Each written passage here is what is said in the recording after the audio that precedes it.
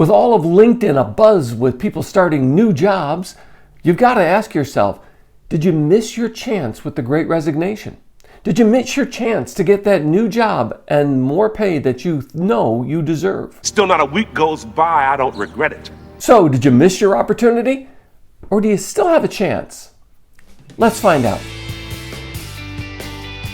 Hi, I'm James Callahan, and this is the Do-Over Show, where we try to get a real value, a good sense of our value in today's job market. And it's always changing, and it's going to change even faster in the days ahead. So let's start by looking at the money story. That if you want to increase exponentially your earning potential over your work-life career of about 35 years, that you should switch your job every 2 to 3 years because you get a significant increase in pay when you are able to make those moves. That assumes you're able to make that move, personally as well as professionally.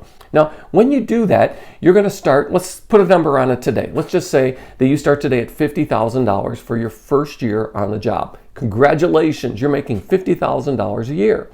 Now, if you get a 2% raise each year based on your performance, merit, or even just a little bump in inflation, after 1 year on the job, you're going to end up making $51,000. You'll get a $1,000 increase.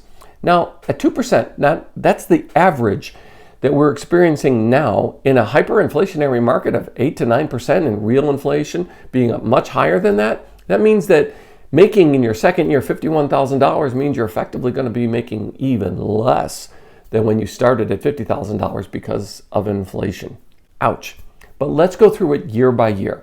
After 1 year, you're at $51,000. A 2% increase in your second year takes you to $52,020. Year 3 takes you to $53,060.40. Year 4, $54,121.61. Year 5, $55,204.03. Year 6, $56,308.11. Year 7, at $56,308.11 times 2% increase gets you an $1,126.16 raise that year, and that brings your annual salary to $57,434.27. Year 8 takes you to $58,582.96. Year 9, $59,754.62. And after 10 years of working at the same company, when you begin your 11th year with a 2% increase, your pay will be $60,949.71. Congratulations. 10 years, start your 11th year, and you've gone from $50,000 to $60,949.71. Now here's the next scenario. Let's say that increases at the same company still average over the next 10 years just 2% annually. Okay, that's the average for this last year. But you make a change every 2 to 3 years within that. So let's break it down and look at the numbers about just an average increase. Now, an average increase when moving from one job to another in the last several years has averaged about 10% higher, or at least that's a baseline that most people look at. They need to justify a job change by at least getting 10% more in that job. So if you start year 1 through year 3, 2% annual, you work the same job for 3 years, at the end of those 3 years, you're at $53,060.40.